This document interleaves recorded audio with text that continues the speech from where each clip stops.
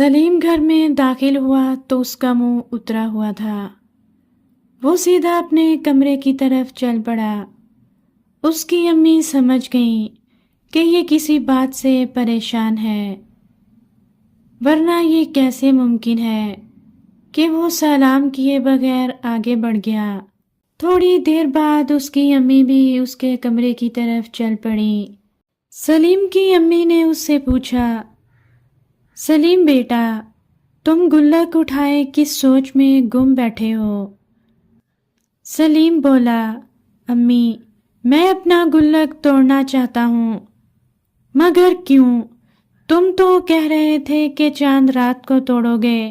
سلیم چند لمحے سوچنے کے بعد بولا، آپ مجھے سکھاتی رہی ہیں ہمیشہ دوسروں کی مدد کرنی چاہیے، حتیٰ کہ دوسروں کے بارے میں خود سے بڑھ کر سوچنا چاہیے۔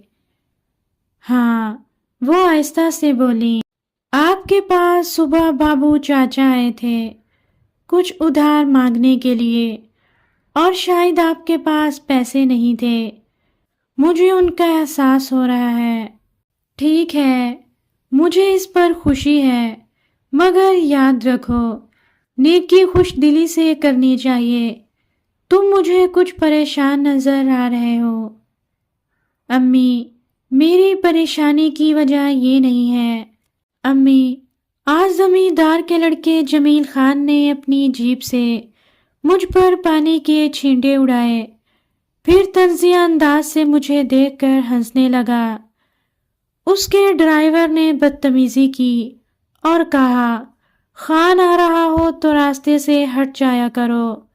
مجھ سے بھی برداشت نہیں ہوا اور میں نے کہہ دیا کہ خان ہوگا اپنے گھر کا، میں کسی خان کو نہیں مانتا۔ سلیم کی امی نے کہا، بیٹا تمہیں ایسا نہیں کہنا چاہیے تھا، وہ ہمارے چودھری کا بیٹا ہے، اگر وہ کچھ کہتا ہے تو اسے اچھے اخلاق سے جواب دینا چاہیے تھا۔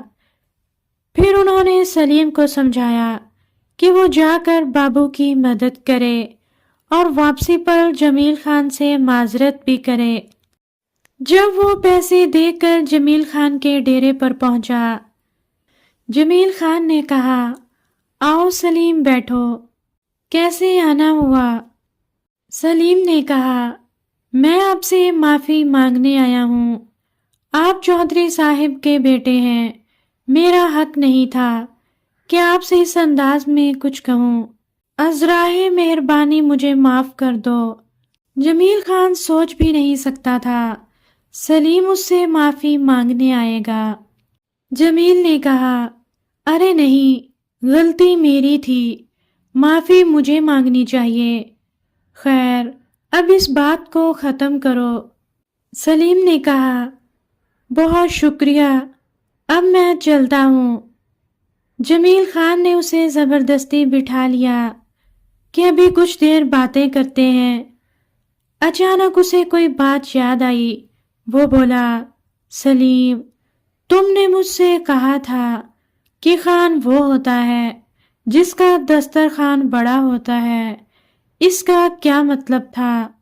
سلیم نے لفظوں کو تولا اور کہا، خان دراصل قوم کا، گاؤں کا بڑا ہوتا ہے، سربراہ ہوتا ہے۔